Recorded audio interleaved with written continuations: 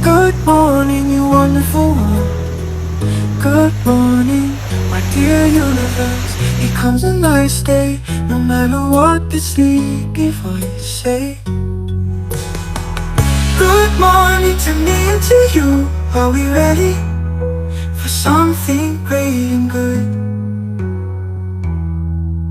Good morning to me and to you. Gandang araw! Andito nga kami ngayon sa may Patar Beach.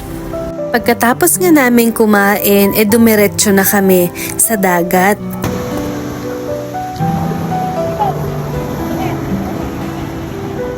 And so actually white beach talaga siya. Pero ito natabunan siya ng mga seaweeds ata. Mga halamang dagat. And so medyo matataas po yung alon. I mean malakas yung alon ngayon. Ang ganda para maligo. Daw ang dami pa rin naliligo. Kasi parang safe naman, medyo mababaw pa rin yung tubig. Ligo tayo? Maligo tayo? Ganda ka ng buhangin eh.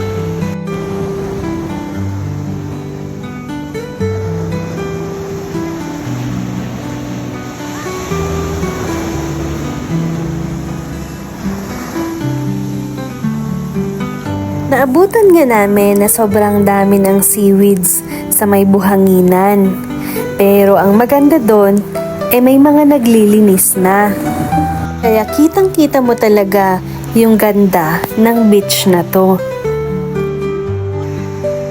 Naabutan nga namin sila mama at papa na naliligo na. Nauna kasi silang nagising sa amin at dumiretso na nga daw sila dito sa dagat. Kasi sabi nga nila, pag maaga ka nga daw na naligo sa dagat, nakakatanggal daw siya ng kung ano-anong sakit na nararamdaman. Kaya malamig ka? Malamig ka? Ayun kaya.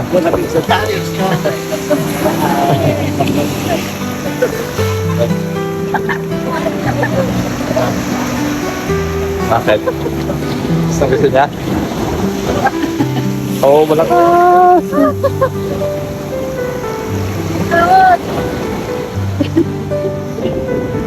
Iwi!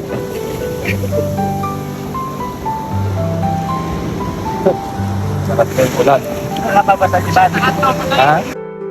Noong una nga ayoko talagang sumama sa pasyal na to dahil sa sobrang busy sa hanap buhay at syempre dahil nga hinahabol na tayo ni Judith. Pero buti na lang sumama ako dahil kailangan ko pala ng pahingang to. Grabe kasi yung stress at mga bayarin. Nakakabaliw din pala siya. Kaya minsan, hindi talaga masamang mag-unwind muna. Mag-recharge ka kung kinakailangan. Balansahin mo yung buhay mo para mag-function ka ng maayos. Sabi nga nila, work-life balance nga. Sina mama at papa nga ang nag-aya sa pasyal na to. Sabi nga ni mama, gusto daw niyang ipasyal si papa para makapag-relax din siya at makapag-unwind.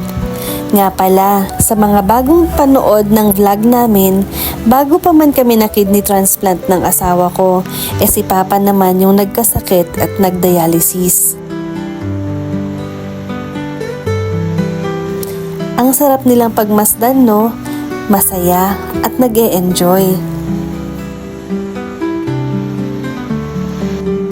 Isa talaga sa mga nagustuhan ko na ugali ng asawa ko yung grabe siya magmahal sa mga magulang niya. Halos lahat nga ng plano naming pasyalan kasama lagi sila sa plano.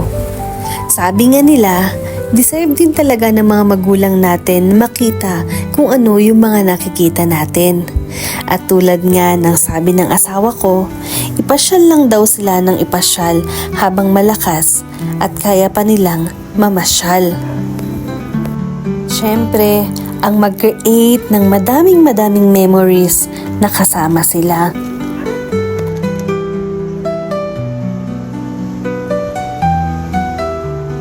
dahil ito na nga yung huling araw namin dito sa may Patar Beach, pagkatapos namin kumain, nag-prepare na kami at naghanda para umuwi.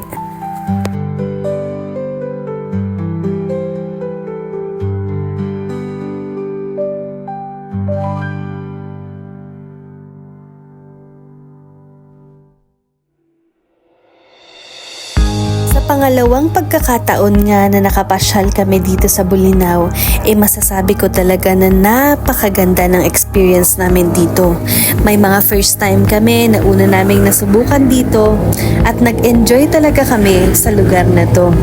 Maraming salamat Bolinao sa mga magagandang memories na babaunin namin habang buhay.